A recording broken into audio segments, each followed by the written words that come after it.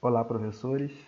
Primeiro quero começar parabenizando o CEDERJ pelos seus 20 anos de atuação e falar que é uma adaptação a essa plataforma OBS, que surgiu agora, mas nós estamos cumprindo a nossa missão. Bem, a aula vai ser dividida em duas partes. Uma primeira parte que eu chamo de bastidores, que é a apresentação do planejamento da aula. E a segunda parte, que é a aula propriamente dita, onde os alunos vão estar assistindo remotamente. O tema é intertextualidade, ampliando a capacidade de interpretação e de senso crítico. Meu nome é Robson Viana Pereira, sou do Polo de Nova Friburgo. Aqui dos bastidores, essa é a primeira parte, né?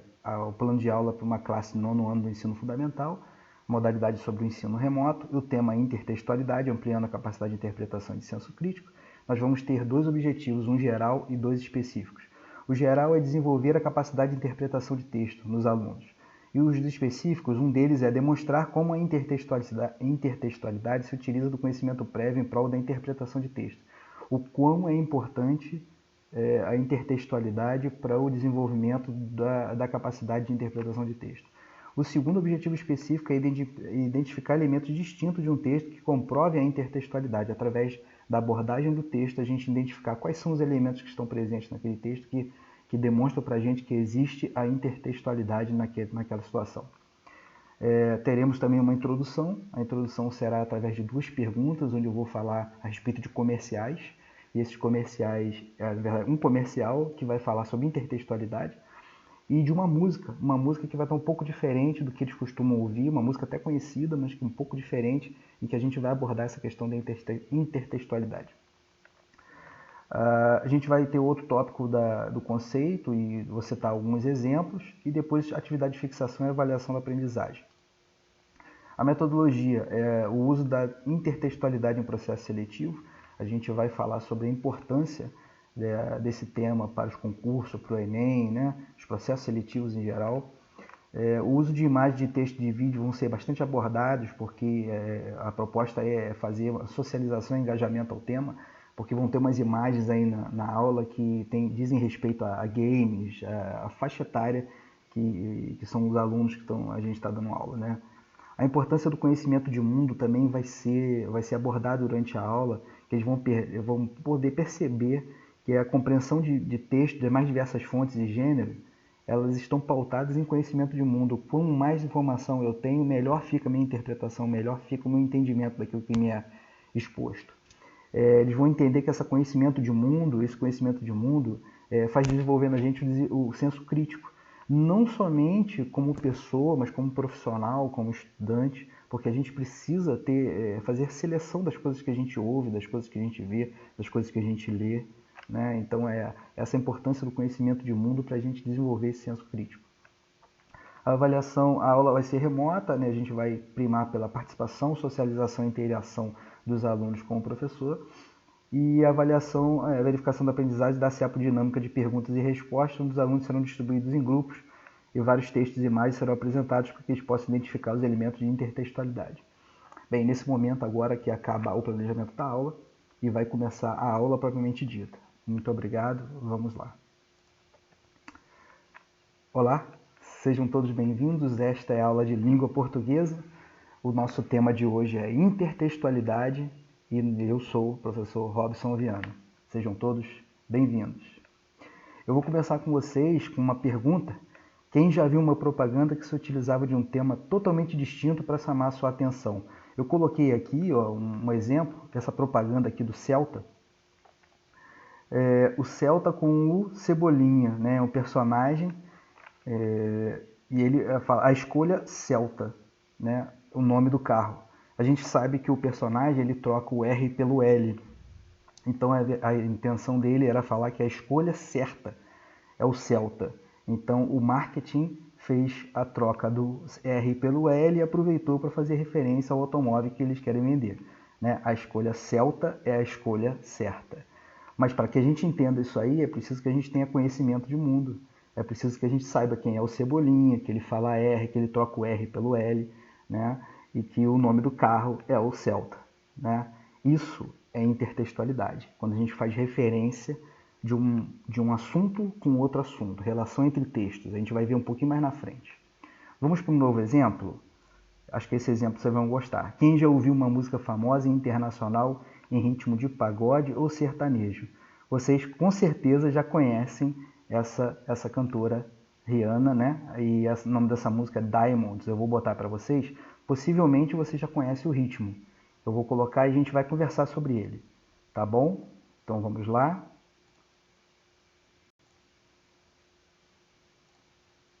Atenção. Tá aí.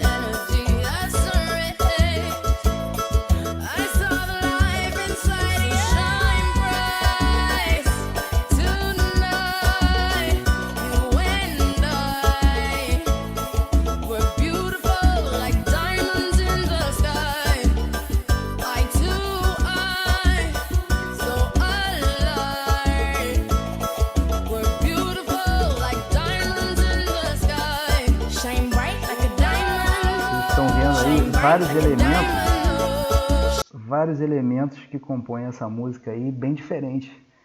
Esse ritmo é o pagode. E para que vocês possam diferenciar, é importante que vocês tenham conhecimento de que ritmo é esse, como é esse ritmo, né? Vocês viram, a música está diferente. E para a gente perceber que ela está diferente, primeiro eu preciso conhecer a música da Rihanna com Diamonds, e depois eu preciso saber que o outro ritmo é o pagode, para a gente traçar a referência. Se vocês entenderam que a gente está colocando um texto fazendo referência a outro texto, a gente está pronto para assistir os próximos temas da aula. Vamos lá? Todo mundo curtiu, várias curtidas, todo mundo dando seu joinha, compartilhando, então vamos para o tema da aula. O nosso tema hoje é intertextualidade, ampliando a capacidade de interpretação e de senso crítico. Nós vamos desenvolver a capacidade de interpretação de texto e ao final dessa aula vocês serão capazes de demonstrar como a intertextualidade se utiliza do conhecimento prévio em prol da interpretação de textos. Também serão capazes de identificar elementos distintos de um texto que comprove essa intertextualidade. Os tópicos que nós vamos abordar é a própria intertextualidade, com seus conceitos e exemplos, e faremos atividades de fixação e de avaliação da aprendizagem, ok? Vamos adiante. Intertextualidade. Professor, que palavra é essa? Inter vem do sufixo de origem latina, que diz respeito à noção de relação. Então, intertextualidade, na verdade, quer dizer relação entre textos. Relação entre textos, e pode ser dois ou mais textos. E o texto não necessariamente é o texto. Você pode ter escrito, você pode ter uma imagem, você pode ter um discurso, não é? Então, para que vocês gravem aí, nunca mais se esqueçam, intertextualidade é sempre a relação entre textos, ok? Então, é isso que a gente vai pesquisar agora. Por exemplo, nós temos uma foto aqui da Mona Lisa, né? Foi pintada por Da Vinci e talvez se ela tivesse hoje no nosso tempo, talvez ela estivesse fazendo uma selfie, né? Estaria aqui, ó, né, tirando uma foto dela e não sendo pintada por Da Vinci, quem sabe? Ela tem um sorriso aqui, não é? A Mona Lisa também é chamada de La Gioconda. La Gioconda. Então vamos lá, nós temos um outro exemplo aqui. Olha a referência aqui, olha a intertextualidade. Nós temos de novo a Mona Lisa aqui e nós temos uma imagem aqui de um cantor famoso que a gente precisa ter referência, conhecimento de mundo para poder entender. Mas, professor, por que tem uma máscara? Por que está saindo essa máscara daqui do rosto da Mona Lisa e está surgindo o Michael Jackson? Vou explicar. O que acontece é que ninguém sabe exatamente quem é a Mona Lisa. A Mona Lisa parece ser uma princesa, uma monarca, que pediu para ser pintada. Ninguém sabe se isso é verdade. Outra hipótese é que seria o próprio Da Vinci sendo pintado sob uma versão feminina.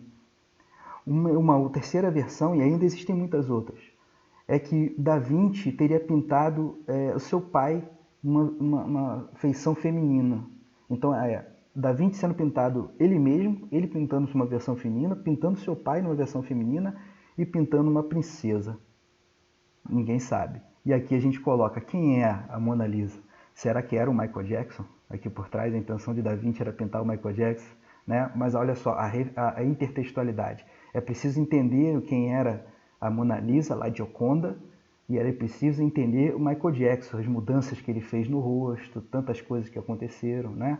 Vamos fazer uma terceira referência? Vamos fazer uma terceira referência. Tá aqui, ó. Esse personagem aqui é do Cebolinha que a gente falou agora há pouco, né? Do Maurício de Souza, né? Se você não conhecer a imagem da Mona Lisa, você não vai conseguir entender que ele fez uma referência aqui do personagem com o quadro pintado por Da Vinci. Olha só a intertextualidade. Vocês conseguiram perceber como é que os textos se falam? Né? A gente coloca uma imagem e vê coisas diferentes. Vamos treinar mais um pouquinho? Aqui tem um texto, Bom Conselho, de Chico Buarque, que foi musicado, né? Na verdade isso aqui virou música. E ele fala sobre ditos populares. Ditos populares. Então, na verdade, o dito popular não é bem esse que está aqui. Está aqui, ó, ouça um bom conselho que eu lhe dou de graça. Na verdade, o dito é, conselho se fosse bom, não se dava, se vendia. Né? Muito inútil dormir que a dor não passa. Na verdade, o ditado é, dorme que a dor passa. Espere sentado ou você se cansa. O ditado é, espere sentado porque de pé cansa. Está provado que quem espera nunca alcança. O ditado é, quem espera sempre alcança. Venha, meu amigo, deixe esse regaço, brinque com meu fogo, venha se queimar. Faça como eu digo, faça como eu faço. Na verdade é, não faça o que eu digo, faça o que eu faço. Não. Não faça o que eu faço, não faça o que eu digo. Haja duas vezes antes de pensar. Na verdade é, pense antes de agir. Corra atrás do tempo, vim de não sei onde, devagar é que não se vai longe, devagar é que se vai longe. Eu semei o vento na minha cidade, vou para a rua e bebo a tempestade. Chico Buarque. Então, para que a gente possa entender esse texto, a gente tem que fazer referência com os ditos populares. É necessário que a gente conheça os ditos populares, senão a gente não vai entender. E tem outros ditos populares aí, eu marquei alguns, tá bom? Bem, a gente falou de intertextualidade, vocês já entenderam como é que funciona essa relação entre textos. Agora a gente vai para um exercício para a gente colocar isso aí em prática. A charge abaixo é um exemplo de intertextualidade. Nós já separamos 4 grupos na sala, já está no nosso zap da disciplina. Esses grupos vão ter 3 minutos para discutir o assunto. Vocês vão ver essa charge e daqui a pouco eu vou perguntar para um dos alunos do grupo, de cada grupo, qual é a resposta certa. O aluno deverá dar a resposta do grupo à pergunta: qual a relação entre o caveirão e os turistas? Aqui, ó. Quanto custa o aluguel do caveirão? Queremos passear tranquilos pelo Rio de Janeiro. Será que é a opção A? Os turistas gostam de passear e querem conhecer o caveirão? É por isso que é isso que diz? É isso que está querendo dizer? A segunda opção: os turistas gostam de emoções e querem andar em um blindado da polícia? Será que é essa a opção? Os turistas acham que podem pagar e comprar tudo e querem andar com segurança no Rio de Janeiro? Em função do blindado da polícia, o caveirão ser um blindado, né? Ou seja, estariam protegidos ali dentro, né? Ou será que é a opção D? Os turistas acham que o policial é um guia de turismo. Por isso que eles estão perguntando, que eles querem passear. Tá bom? Estou dando tempo para vocês têm 3 minutos. Esse tempo já vai se esgotar. Vão colocando aí, podem ir participando no Zap, no nosso grupo aqui, no nosso chat aqui embaixo. Tá bom? E eu vou perguntar a resposta para os alunos de cada grupo. Estamos na regressiva. 3, 2, 1, 0. Vamos lá? Vocês estão postando aí, está aqui a resposta. Os turistas acham que podem pagar e comprar tudo e querem andar com segurança no Rio de Janeiro. O caveirão é um veículo blindado. Né? Quando ele fala quanto custa o aluguel do caveirão, né? Olha, eu posso pagar, né? Eu consigo pagar o aluguel desse veículo. Depois queremos passear tranquilo. Ele quer ter tranquilidade porque ele sabe que ali dentro não existe risco dele ser assaltado ou de ter uma bala perdida. Né? E existem várias referências aí, existem outras intertextualidades aí. Né? Você vê que o colorido caracteriza muito o turista. Essa paisagem aí, a cidade do Rio de Janeiro, que fala 2 vezes, né? Turismo no Rio e depois pelo Rio de Janeiro, é uma cidade turística, então tudo leva a crer que realmente eles eram turistas, né? As camisas bem estampadas, né? O rapaz que está ali na frente, o personagem que está ali na frente, parece realmente um policial, está com uma botina, tem um cinto, né? E o caveirão é utilizado pela polícia, então tem referências ali que nos levam a crer que ele é um policial e não, por exemplo, um guia de turismo, não é? Ele é um policial, por isso que ele resolveu. Vamos perguntar para ele, porque é ele que trabalha possivelmente é ele que trabalha naquele veículo, ok? Então é isso. Todos os grupos acertaram. né? E aí está aí a referência do jogo, tá bom? Que vocês vão entender. Bem, nós falamos hoje sobre intertextualidade, ampliando a capacidade de interpretação e de senso crítico. A gente abordou hoje, nós fizemos uma introdução, onde a gente colocou a intertextualidade no comercial, a gente colocou a intertextualidade numa música, para que vocês entendessem como é que é essa relação entre textos. A gente falou sobre conceito e exemplos, dei outros exemplos lá da Mona Lisa, do Michael Jackson, né, para a gente poder entender um pouco mais. Mas fizemos atividade de fixação também, para ter certeza de que vocês conseguiram compreender o assunto, tá bom?